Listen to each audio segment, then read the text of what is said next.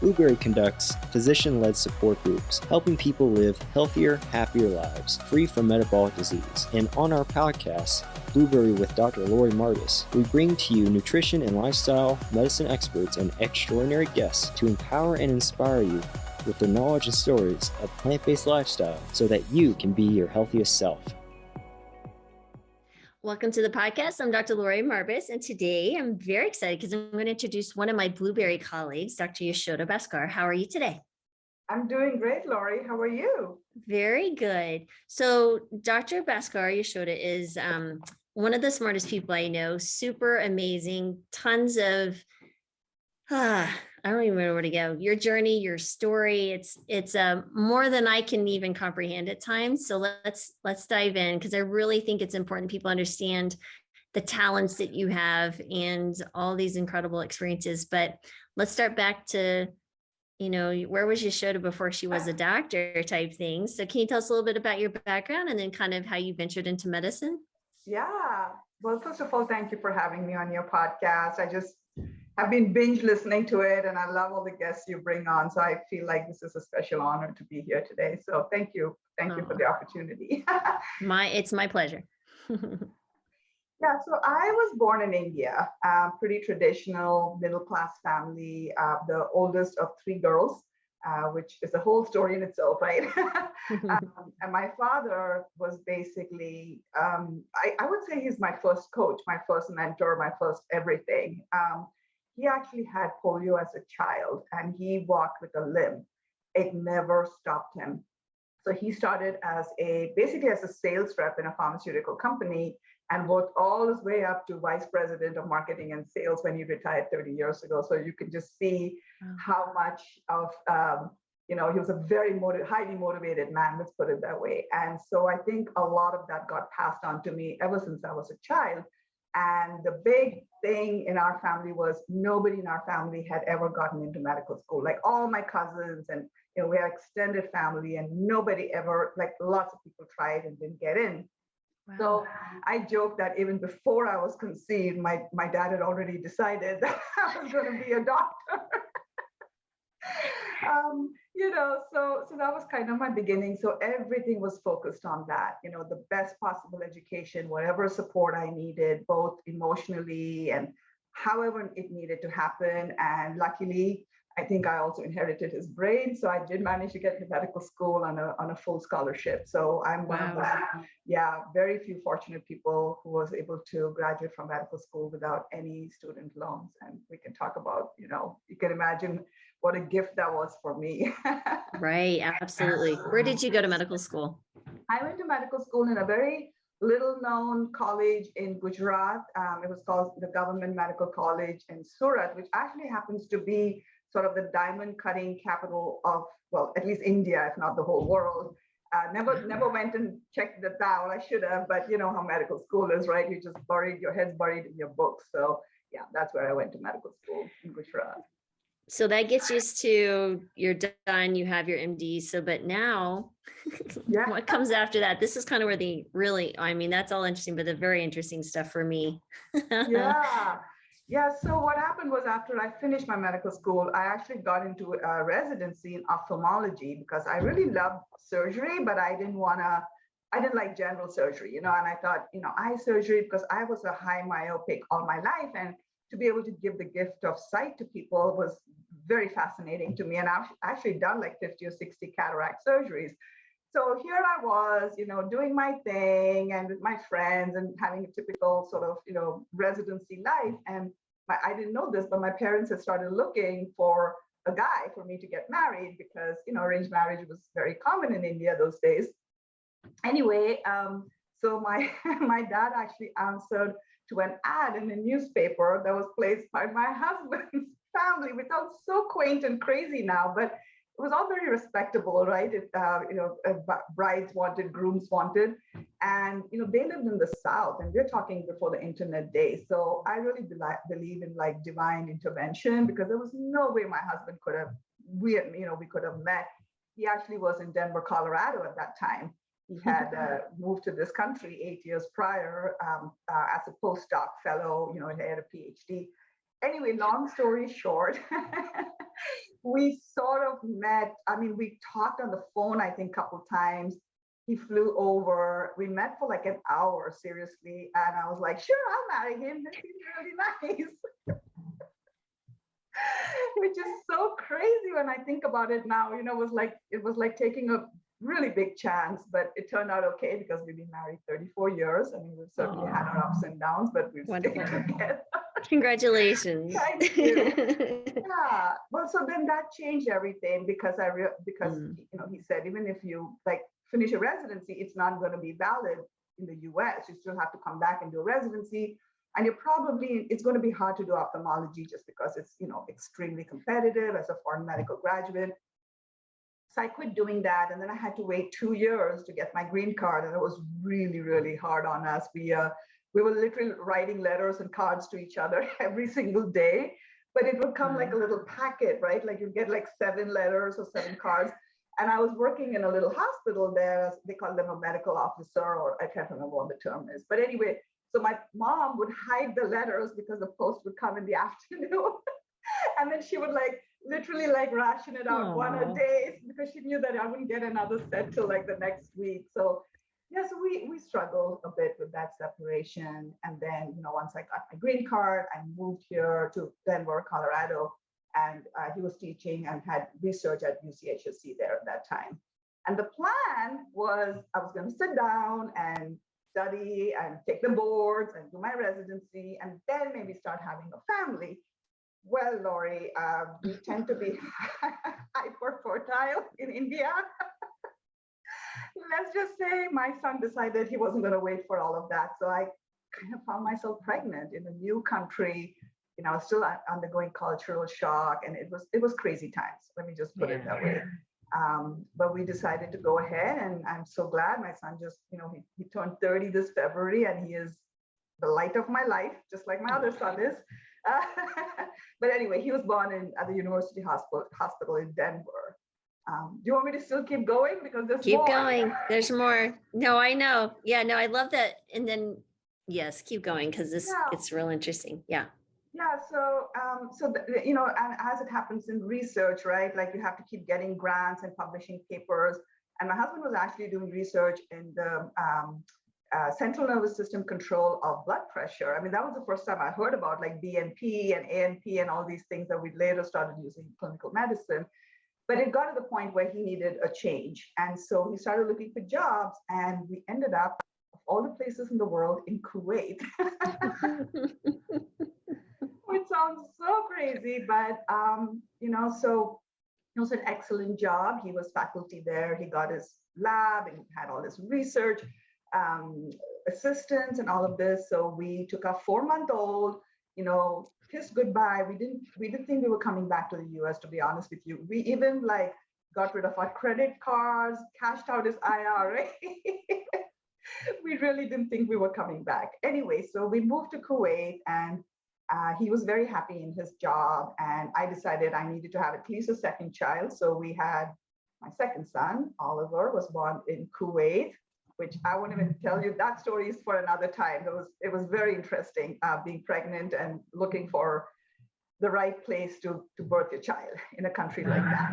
But yeah, anyway, so, but I was starting to get restless. You know, I was like, I worked all my life to be a doctor, and I can't just be a stay-at-home mom and do nothing. And so I sat down with my books for like about a year. I prepared for about a year, taking care of the children during the daytime. You know, in the evening when Bhasker would come back from work, I would go and stay in this one little bedroom that I had as my study, and just studied and took my exams and passed. And then came back to this country to do a residency. I mean, it was tough because I had a gap of like 4 or 5 years, right? So we came to Denver that year, and I was told, don't even try. Like, why are you even bothering? It's so competitive, which I didn't really know it was that competitive. Like less than 50% of foreign medical graduates actually match in a residency program in this country. I know, it's pretty crazy statistics. So I stayed. We were actually here on summer vacation, but I stayed, you know, rented a little apartment, and my husband went back to Kuwait with my 2 small boys. They were like barely 3, I think, my younger one. And I did an externship, which was quite something, and didn't have health insurance, slipped and fell, and actually dislocated my elbow. I mean, horrible things have happened to me in my life. I can't even tell you. But anyway, that really helped to get letters of recommendation, and I ended up applying to 168 programs. Wow. Because I was like, I'm doing this once and I'm doing it really well. And if it's meant to happen, it's going to happen. And I got 8 interviews. Many of them were in and around New York. And I was like, I don't know if I can live in New York. This is too big for me. How am I going to bring my family? Like all this craziness, And I matched in El Paso, Texas, which I have to say was one of the best residency programs. Seriously. We had faculty like Dr. Abraham Verghese. He's now at Stanford. He's a New York Times bestseller. But it was such a great experience because I got to see both Eastern and Western medicine, right? We saw everything from TB and EBSs to obviously the chronic illnesses that I'm sure we'll get to. So it was a great training program. This was before the 80-hour work week restriction. So again, my family and I were separated. I didn't feel comfortable to ask my husband to quit this really good job in Kuwait. And I was very not sure if I would survive residency, honestly. So he ended up staying in Kuwait with the 2 boys, single dad, no family, no nanny, no nothing. To this day, I have no idea how he did it. And it was hard. It was hard on the kids. It was really hard on me. Things like WhatsApp or Zoom were not that available. We're talking 22 some years ago, and it was tough. It was really tough. But anyway, once I sort of got to the point where I was finishing up residency and I felt confident, then they moved back. So I feel like I've just kept talking. Say something. No. So, I mean, basically, I just really want people to understand that how hard it is, 1, to become a doctor, but 2, you did it with the extra burden of being away from family, living here by yourself. I mean, it's hard. It's hard. And to go through the extraordinary, because when I went to medical school, I was older. I had 3 little kids, then residency, husband, he was traveling 2 hours one way to work for the first years of medical school. I totally get that. Sick grandma lived with that. I mean, I've had thing after thing. So I totally appreciate the extra added burden, but being away from your kids, that must have been so hard. Cause I think I'm not sure I could have done that. I mean, when I was in the military, it was hard enough being away for like 5 months at a time, much less years. Yeah. Wow. I think it's sort of that almost like an immigrant mentality, I have to say. It's just what you do, right? Yeah. It's like I got that I was doing this for the future of my kids and my family. Certainly for myself too, to have meaning and purpose in our life is so important, right? I don't know if all of that got to me when I was in my 30s. I wasn't that smart or wise, I'll be honest. But it's just what you did. Even being separated from my parents and going to medical school at 17 was really hard. The Indian culture is different. It's not like, oh, when you turn 18, they're like, get out of the house, or kids want to leave. I was super close to my family and I was terribly homesick. So yeah, you're right. Went through a lot, but also it toughens you, right? It makes you resilient. It makes you strong. And it makes you realize it's sort of like, it adds that level of spice to your life that makes you feel like vibrant and alive and meaningful. I feel like sometimes if things come too easy, I don't know, I'm the kind of person who might take it for granted. So I kind of like that level of challenge, although it was definitely not, being away from the kids was really hard. I mean, sometimes I appreciate hard work, but then on occasion, it's okay to be, here's an easy route for you and it's still the right path. That's okay on occasion. Exactly. Oh gosh. So you did internal medicine and it was at Texas Tech. So I went to medical school at Texas Tech in Lubbock and residency in Lubbock at Texas Tech. So we definitely have that line crossing. In what years were you there? I was there 98 to 2001. Yeah. Oh, yep. So I was in medical school during that time. And so, yeah, I was still in the system. So how funny. Oh my goodness. Isn't that crazy? Yep, it is crazy. I mean, and so now your family's here and you're practicing. When did you decide, the traditional way of doing things, or what was your interest as because you kind of grew as a person and you started searching for other ways like coaching and all that stuff. Like, how did all that evolve? Like, where did that come Yeah, from? yeah. So I actually ended up working for group health in the state of Washington and Olympia for 16 years after I finished my residency. And, then they got acquired by Kaiser. So it's a very similar system to Kaiser. And I did both consultative internal medicine and worked as a hospitalist. So basically saw the sickest of the sick, right? We were serving about 60,000 patients in that area. And the group that I joined were five, all older, all white men. So I was the first female, non-white, really not had an education in this country. But I have to say they were amazing. I just loved them. They just took such good care of me. And I felt like I got a whole second residency. But we did really hard work because we didn't have subspecialists at that time. So we did a lot of cardiology work. I mean, I must have done, I don't know, thousands and thousands of treadmills. We did cardioversions for AFib. I mean, we basically would package our cardiology patients and send them over to the interventional cardiologist that we had really good relations. Like I literally would have to just pick up the phone and go, hey, Dr. Gavin, I have this patient and I think they probably need to just go to cath. Like, I don't know that I would even waste my time on a MyoView. And you'd be like, well, I'll let my nurse know and they'll call them. They'll put them on the list in like 2 days. It was like that kind of relationship. So I got really good at cardiology and all the stuff that's related with that, right? And of course, diabetes and hypertension and all of that. So lots and lots and lots and lots of that, and having the hospital experience of congestive heart failure and taking care of patients with diabetes who have kidney failure, they're on dialysis now.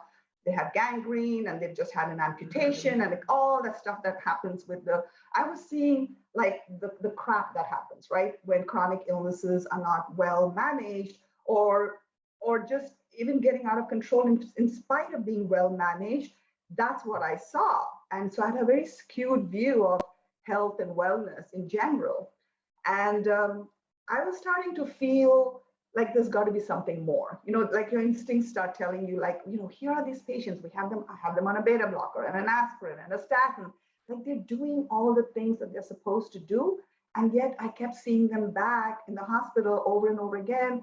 One more thing, fifth stent, second bypass. And I had no idea about nutrition or any of that stuff because just like any other Western trained medicine doctor, I had no idea about nutrition and lifestyle.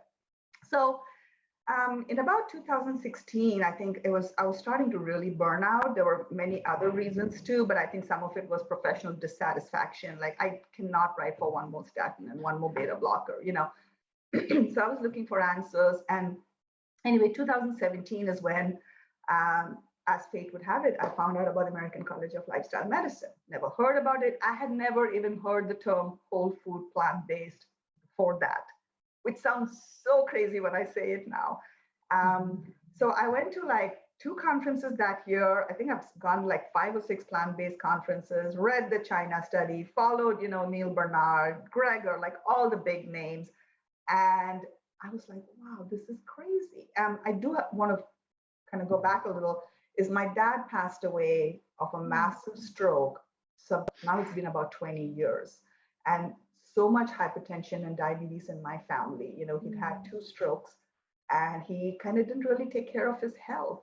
So I put all the pieces together and I was like, wow, I'm at risk. My family, almost everybody's on some medication or the other. And I was so heartbroken when my father died like that. He became unconscious for 5 days and was just gone. And I swore to myself, I would never do that to my children, right? And so I was like, I got to change my, part of it was also skepticism, right? Like, this thing is supposed to be so great. How come nobody talks about it? And how did I not know about it? So I wanted to try it out first. And I did. And I lost 10 pounds. My brain fog was gone. I was sleeping better, like all those things that we know that happens, right? And I'm like, this is it. This is it. Oh my God, this is crazy. And I'm going to be 57 this August, and knock on wood, I think I might be the only person in my whole entire family who's not on any medications for anything. Wow. it's the power of, of doing it and seeing it yourself, right? It is. It's an incredible journey to behold someone who is defeating the odds of their genetics, right? But it's actually, speaking of lifestyle, most of the time people are inheriting their lifestyle, right? So now you've changed that trajectory because you've changed the accepting of what your dad did or your family, their typical eating patterns and activity patterns and things. So that's Yeah. phenomenal. Yeah. Yeah, I mean, even I'm on a medication. I've been on medication for thyroid, hypothyroidism since I was 26. Yeah. So I'll be 52 in October. And so, yeah, even that improves some, but I'll be on that medication for the rest of my life. But so, Right. I mean, that's such but there's breast cancer in my family, heart disease under 40, Oh my people God. dying. Yeah. So, I mean, like, it's a big, big deal to have the power. And honestly, all we're doing is we're just going back to the natural state of affairs that I feel like every single human should be living, or the majority. There are certainly obviously some things that happen. But so now you've done this I think we met at that 2017 ACLM, if I remember right. Yeah. Right. I think it was somewhere it was like 5 years ago. Yeah. Yeah. And I think we might have met again at PCRM just before COVID, if I recall. Yeah, there was several times. And then we went to Hawaii and we saw you in Hawaii, of course. Of course, everyone who lives in Hawaii, that's a rough life right now. So so from the standpoint of now, okay, you were in Washington, now you're in Hawaii. When did that transition occur? And then what are your desires and where do you see yourself going now? Because I know you've kind of taken a different approach too with the coaching with physicians and stuff, because that's really interesting to me. To help other physicians who are in the same spot that maybe you found yourself. Yeah, for sure. Yeah, so like I said, I finally decided to quit that job in 2000. I stayed on as locums for a bit. So 2018 is when actually we moved to Hawaii. I bumped into this dietitian who was from Hawaii, who works at Kaiser, who's plant-based. And she's like, you should come, we need people like you. And so I was like, yeah, why not? The weather is better anyway. That's how we do things, we're like, just pack up and move, which is what we did. And, we've been here 4 years. And so I was sort of like, I needed a break, I think, to really figure out what I wanted to do next with my life, So there was a really sweet little job at the nursing home here, which I loved, and I did it. And the nurses were amazing. And I did that for like 2 years. But Lori, there were crazy things happening in the nursing home as well. I want to also go back to saying, when I learned about whole food plant-based in 2017, you know how we get super enthusiastic. I started talking to all my patients about it, and the nurses and the doctors and blah, blah, blah. Well, it turns out we had 2 cardiothoracic surgeons at St. Pete's. And one of them is Dr. Ron Quinton. And he's been a cardiothoracic surgeon for probably before you and I were born. And he was trying to explain to everybody, his patients especially, about a whole food plant-based diet. Because I know we should get him on your podcast. He's great. Yes. But he's at New Orleans, the culinary medicine place right Tulane. now. Yeah, Tulane, exactly. So we started chatting, and he's like, this is what I see, right? When I go in and open the heart, I'm seeing like cholesterol clogging up people's arteries. And he said it would be so frustrating to go on post-op rounds and see like sausage, bacon, and eggs on their plate, And so there was at least one person who was like, yes, this is true. And I'm literally like with my eyes, I'm seeing what bad, the sad American diet does to people's hearts and other things. So, but I started seeing some results in some patients, I was like, hey, do you want to try this? And then I would see them back in clinic, because we did a lot of the post-hospital follow-ups before we sent them on to their primary care doc. They were losing weight. People were like, I lost 20 pounds and I'm 72. And I'm like, yes, this is great. And so also in the nursing home, sometimes I would get people, they're like, yeah, I'm a vegetarian. I'd be like, yeah, we're going to make sure you have like as close to whole food plant-based. I had a patient there, believe this or not, with a creatinine of 6. He had pretty severe dementia. Wow. So the family had decided not to do dialysis, which I think, was appropriate. But he lived for months. And I really believe it was because of a healthy diet that we were feeding him. He kind of didn't care what he was eating, right? But it was mostly plant-based. So anyway, So I wanted to start a small lifestyle medicine practice here in 2020. So I was actually in the process in January of getting, the credentialing with the insurance companies and all of that. And then of course COVID happened, so I had to put a halt. I was like, ugh, now what do I do? So I started working with about 3 telemedicine companies, mainly because I wanted to just help people during COVID, but also keep up my medical skills. And I still do a little bit of that to this day. And so what else did I do in 2020? Because we were all, trapped inside our homes. And I thought, it's time for me to get my board certification in lifestyle medicine. So I'm going to do that. And then I thought about like how important coaching is. I think that's kind of where we need to go to, where, we tell patients, you got to do this, you got to do that, you got to do the other, which, patients either take it or not. But coaching is such a beautiful way to bring people on board because we're meeting them where they're at, right? Every human being is so unique. Every human being has their own purpose and reason, or their why of why they want to be healthy, why they want to be happy. And to be able to draw that out and allow them to create a plan for themselves of wellness, I think is such a beautiful way to go, because you're going to get way more buy-in. And I think patients enjoy having that agency, having the independence to say, this is what I choose to do. I do a lot of coaching for physicians too, just because of so much burnout. And it's certainly not necessarily around physical health. But again, I think like lifestyle medicine is not just about physical health, right? It's about mental health, emotional health, social health, all the 6 pillars.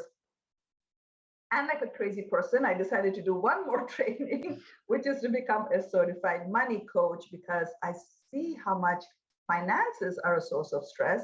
We don't like to talk about money. It's kind of icky.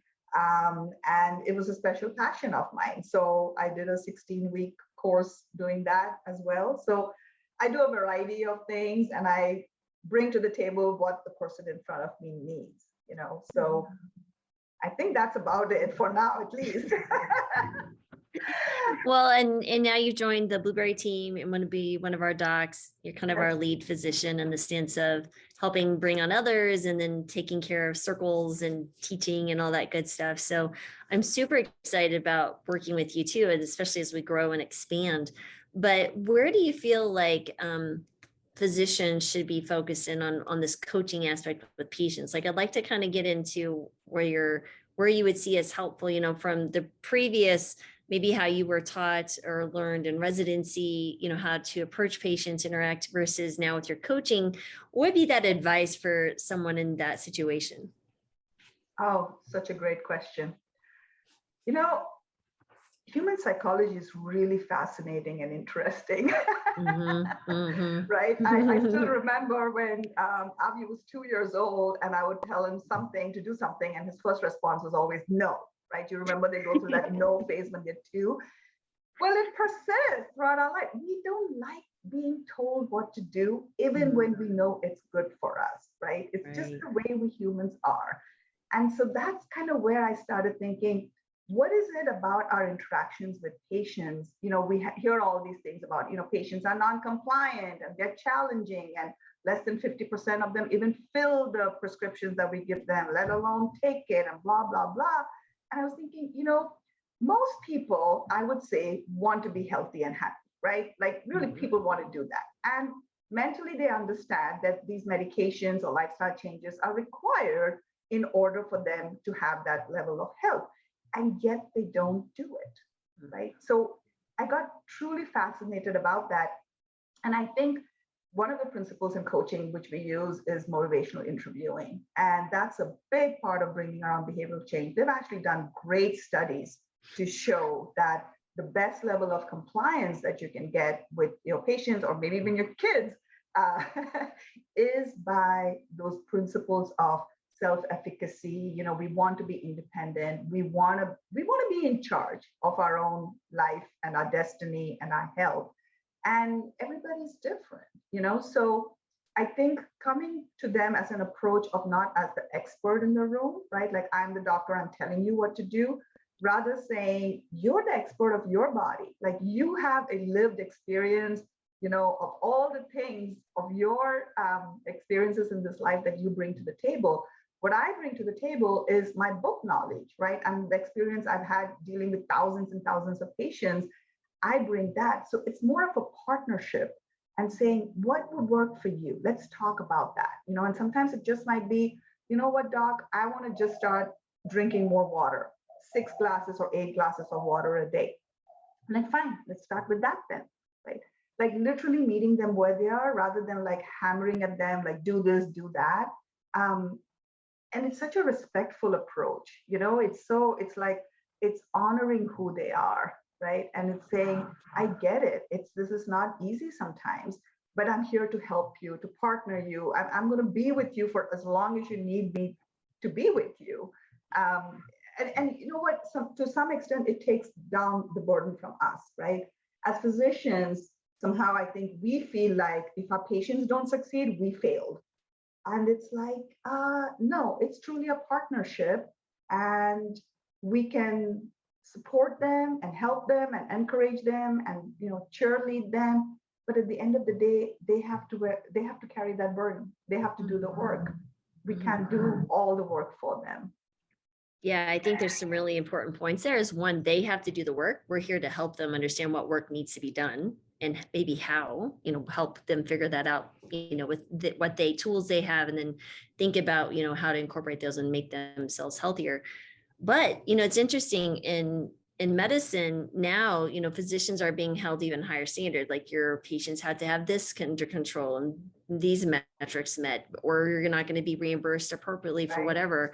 And that's even more frustrating because it's pushing them even more towards a more of a authoritarian type relationship. We're like, hey, I need you to do this, this, and this, and in a shorter period of time, more administrative burden. So you have physicians who, I think what happens is they discover lifestyle medicine, and it's such a breath of fresh air to actually say, one, these are very powerful interventions that make sense.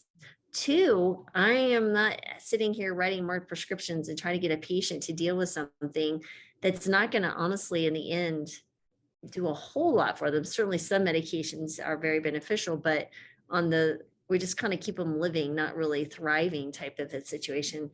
I mean, that I think is why I see physicians so in love with this approach to medicine in general.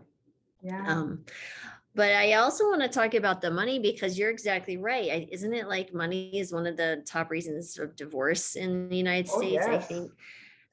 What type of, just the general audience, even physicians, patients, what type of are your like top 3 bits of advice regarding finances? Like, what would you tell someone who comes to you financial coaching?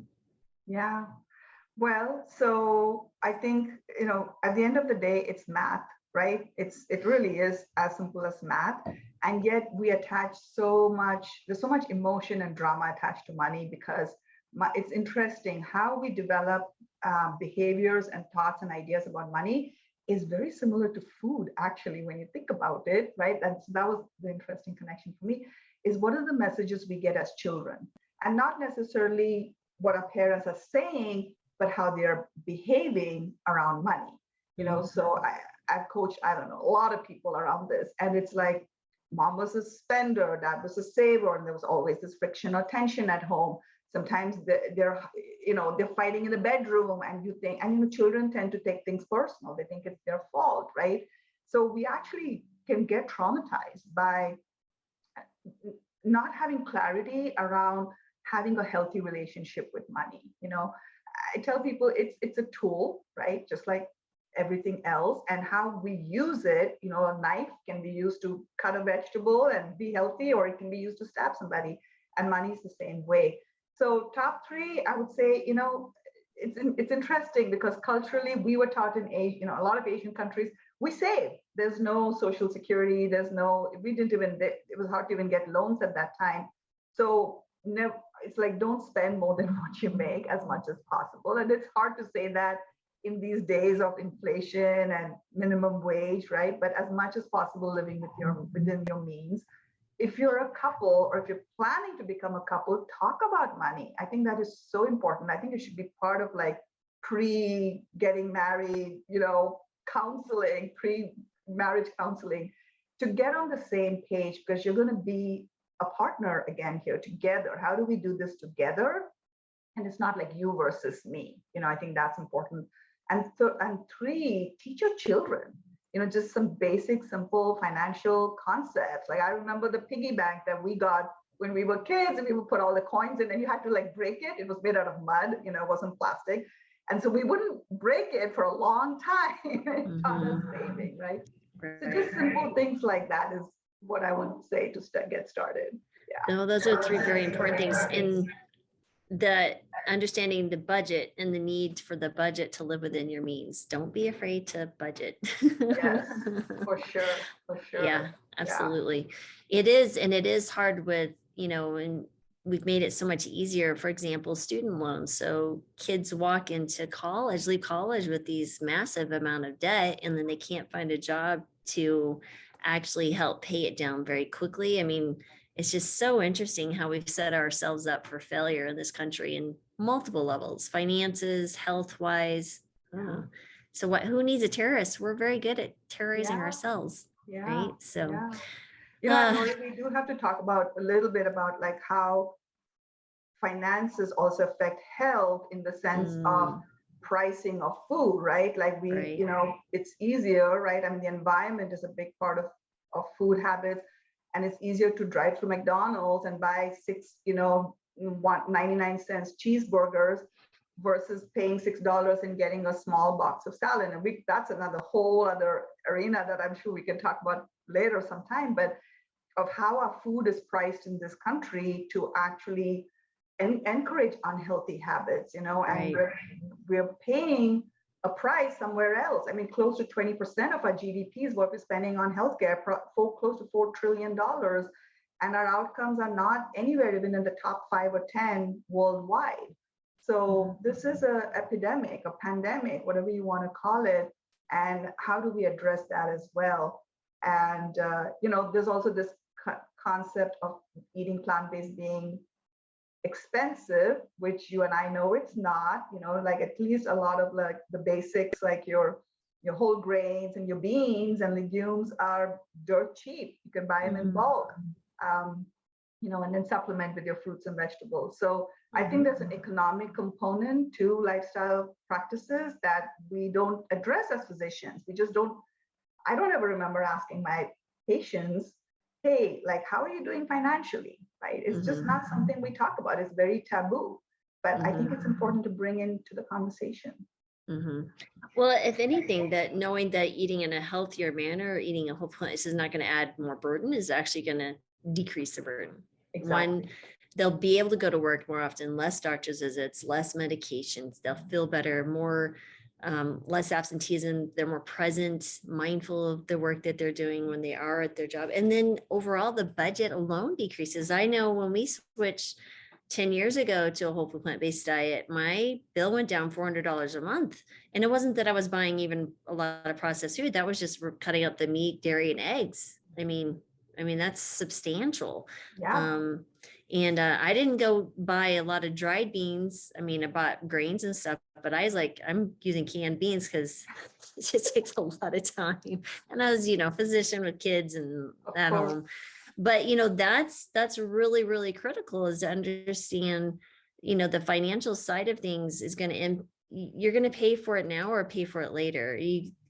It's either you focus in on eating healthy now, or you're going to pay for it in dividend. You'll pay later with poor health and a shorter lifespan and God knows what else. But the other question I have is, because you had mentioned your kids, so now they had already left home when all this happened, or how are they decided to embrace this, or what is there? And your husband, how's your family reacted to your choices? Yeah, that's always also interesting, right? Because we change and then we like, of course, everybody should change with us. Well, duh.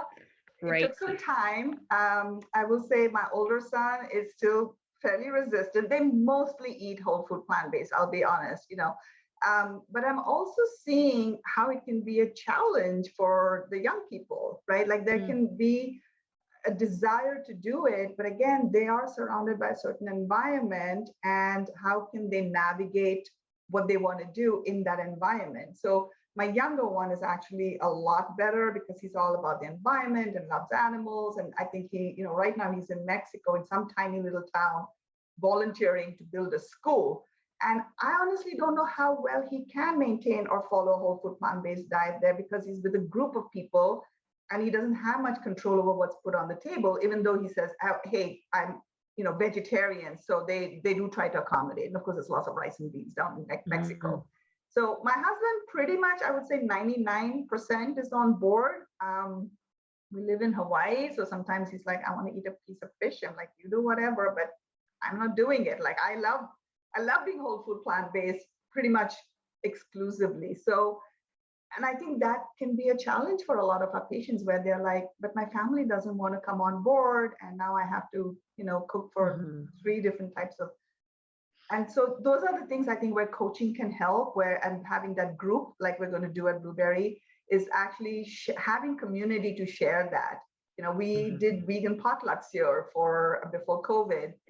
We've got 30 people would show up, Nice.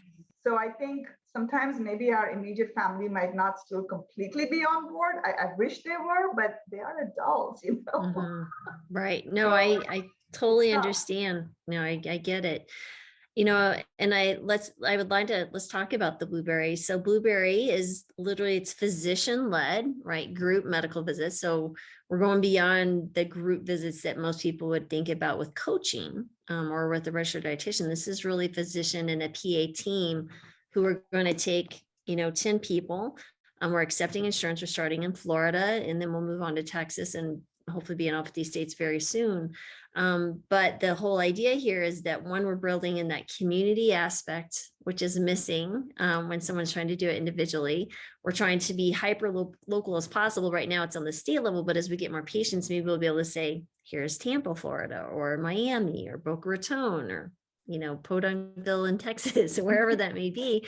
And hopefully that we can not only help someone connect virtually, but these are also be able to connect in person should they choose to outside of those medical group components. And it's for 12 weeks. We walk you through kind of the pillars, the basics of the pillars of lifestyle medicine, which is, whole food plant-based diet, exercise, sleep, restorative sleep, community, stress reduction, avoidance of alcohol and tobacco, of course.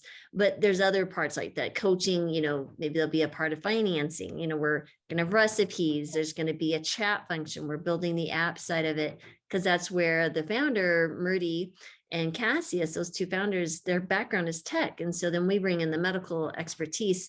But I love the whole idea of 1, it's group, and 2, we don't want to take you away from your primary care doctor. We want to send you back in a healthier package. So we want to work with primary care doctors to send those to their patients for this period of time. And it may be another 12 weeks that they do, so, but that's a joy. So where do you think something like this will help where you see our standard care right now? I know I'm excited about because this really hasn't been done before. No, Lori, when I reached out to you and we started talking about this, I don't know if you remember, I think I was literally like jumping out of my chair because what an amazing offering, right? Like this is like bringing something, like you said, is very unique. I don't think anybody else is doing it like this, where it is basically physician-led, physician-run with a PA to help us and bringing in the coaching elements, bringing in the financial elements, bringing in I don't know if you know this, but my husband and I actually have conducted I call them vegetarian, but they're really whole food plant-based Indian cooking classes here in Kona, and they sell out every single time. And I think it's because of the community, the delicious food. Nobody ever says, where's the meat? At the end of it, they're like, oh my God, I'm so full. I feel so great. I think I'm going to go for a run, And so, having those cooking demonstrations, allowing patients to set the agenda to some extent, right? Like, what is it that's going to help you 10 people to get where you are now to where you want to be, a healthier version of yourself. And we learn from them and we grow. And I think this is the next thing in medicine. I mean, something's got to change, right? Like you said, physicians are tired of how have been doing things. There's burnout, there's hospitals that are overflowing with really sick people. There's the whole economic piece as a country that we're spending so much money, but we're not getting the results that we should be getting for spending $4 trillion.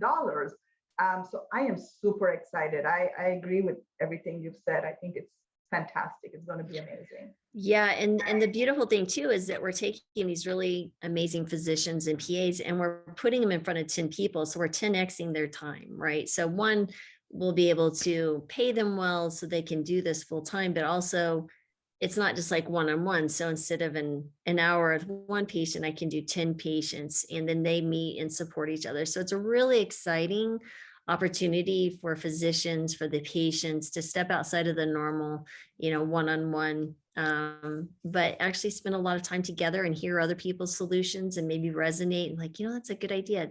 And I just feel like groupthink is so much better. Yeah. It's just, the group dynamics and the creativity and the solution orientation of what we're going to be doing already is going to be really fun. And of course there'll be reiterations and things will change and each group will be unique, but it'll be a lot of fun to see the evolution of Blueberry as we move along our journey. But that's fantastic. And Lori, I have to say, I love that we're taking insurance, although I know, we've been working behind the scenes these last few weeks. There's a lot of work. There's a lot of work, people. I don't think they understand. No, Lord have it is mercy. a lot, how Holy getting multiple mackerel. states. Yeah, you have 50 plus one state licenses. Oh, and then, that's just the state license. That's not even including, you have to enroll in the insurance. Well, you have to, okay. And we're going to eventually take Medicare and Medicaid as well. So we want to cross all socioeconomic boundaries in the United States. So if you need cash, you can do insurance, you can do Medicare, Medicaid. We're not there yet. It's a process, people. Please be patient with us. But the Medicare, the peer enrollment, holy schmeckers. Like there's so many insurance companies and different offerings and yeah, it is very brave of Blueberry to be taking on insurance, the insurance world. It's not a cheap way to do things. So to even offer an opportunity to get in front of a physician and utilize what you're paying for is taking a lot of money for those individuals, the corporation of Blueberry or whoever your doctor is, to get in front of you. It's like insane to me how difficult we've made to access healthcare in this country. It just blows my mind. And then we set up this environment where people we feed them unhealthy food. We make it the bad choice, the easy choice. There's no being held responsible for this environment that we are. It just blows my mind. And we have to work within this system to do the right thing. Right. And so I hope patients and people can appreciate the amount of effort. Yeah. And the enthusiasm that needs to be made. It's because of people like you and Murthy and me and, our little team at Blueberry because we can see the future, right? We see the possibilities, we see the potential, we see how rewarding and amazing this work can be. Just like we said earlier, sometimes you just have to walk the hard path because you know it's the right path. And then the fruits are just much sweeter when they come to you. It is. And it's interesting, right? So we walk the path to go to medical school, which is a hard path. Yes. And then you go to residency, which is even harder. And then you go out into the world, depending on where you go, private practice, I was military.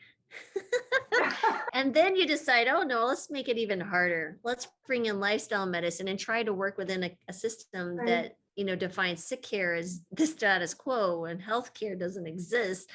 And then you try to work that. And then we're building this new way of delivering medicine virtually.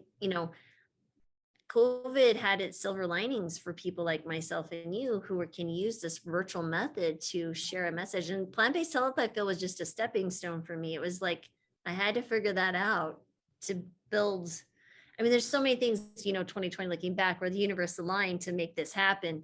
Yeah. And there's so many things that are occurring right now in a very rapid fashion that I know this will be very successful in the sense of one, a sustainable business entity, but also sustain and help patients maintain and thrive in their health and touch many, many lives in the future. And hopefully it very, very quickly will be in front of many, many, many thousands of patients. But it's super exciting where we're headed. It's just, you know, it's just, you just got to keep going. People have no idea the Yeah. logistics. No, There's like you said, it all so got many aligned, inventions. it just was, it's perfect timing. I think people are Yep. coming out of the pandemic, realizing that, people have had time to think about things that are important to them in their life too. And Yeah. I say, if you don't have physical health, like everything else, it doesn't even almost matter, right? If you Right. wake up every morning, you have to pop 16 pills just to get out of bed. Your whole body aches. You're sitting in front of the TV going, I can't run after my grandchildren, or your quality of life is so important that when you make that change, and we're not really, what we're really recommending or suggesting are very simple changes. Yes. They're not any dramatic, crazy, kind of stuff. And you start seeing, and I love it's 12 weeks because it takes that much time to see, sometimes you see results very quickly, but to see that and realize this is sustainable. I can incorporate this in my life. I think is going to be just mind blowing. I cannot tell you how excited I'm sure you got that already. I've said No, that. yeah, it's no. If anyone would be my first doc on board, it would definitely need to be Dr. Yashoda. There's no doubt. And then Catherine is our PA, Catherine Van Tassel, who we'll be interviewing later. But it's super exciting. So, we're coming up on our time limit here, but Dr. Yashoda, could you please give us any last tidbits of advice that you'd like to, let's say someone who's listening to this and going, I'm interested and pursuing this, but we don't, maybe you don't have a circle available for them yet. This is what we're calling blueberry circles, guys. If I refer to group visits, it's a circle, which is kind of cool. But anyway, what would be your advice for someone who's trying to start? Like, where would they go? What should they do? What do you recommend? Yeah, I always say first start with your why. What makes you want to do this? And sometimes it takes a few iterations of that, because an answer might pop into your head. And then you ask yourself, why that? And then why that? And why? Get really deep in there. It took me some time to understand my why. Now I can go into a barbecue place and go, no, I'll just have the baked potatoes because I know, right, as much as possible, I don't want my children to go through the heartbreak that I went through when my dad passed, right? So really start working on understanding for yourself why it is important to you to have better health. Just start there. Don't even do anything. Just start with awareness. And then the doing comes later. And where Lori and I and this whole Blueberry team is there to help with that. Yes, I think that's really important. One, you're thinking the thoughts, number one, that why you want to do something. And then the brain's like, oh, that's what you want to do. And it starts helping you make those decisions. If you keep the why in front of you, and it's not just, oh, I want to lose 10 pounds, but why do you want to lose 2 pounds? Right. Well, because I want to feel better. Why do you want to feel better? So blah, blah, blah, blah. And yeah, those 5 layers are really, those layers as you go deeper are really, really critical. And it's a great way to start, wonderful way to start. And then you just get moving. You start moving in the right direction. You just start adding in those things to your life that, that we've all talked about. And you guys, this podcast is full of interviews of people who've done it. Exactly. You could go follow what they've done. Forks Over Knives, you can go see someone at Plant-Based Telehealth or Blueberry Health. All of these, there's so many amazing places and resources nowadays. So just get started, and it's fairly straightforward. And if you need help, that's what we're going to be here for. So thank you for that excellent interview.